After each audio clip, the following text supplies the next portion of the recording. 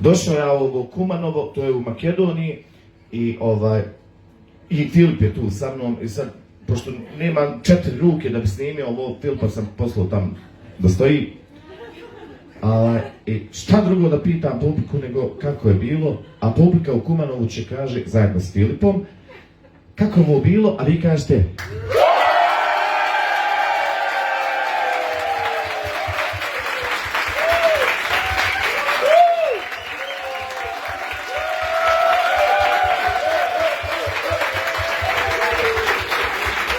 Bravo Kumanovo, hvala vam!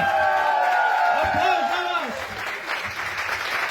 Adin Vučinović, Filip Patronik, Stand Up Comedy Made in Bosnia, zapratite nas na Facebooku, Instagramu, nazovite na telefon, neće se javite, nema veze. Hvala! Aj dosta sad, ne morate više.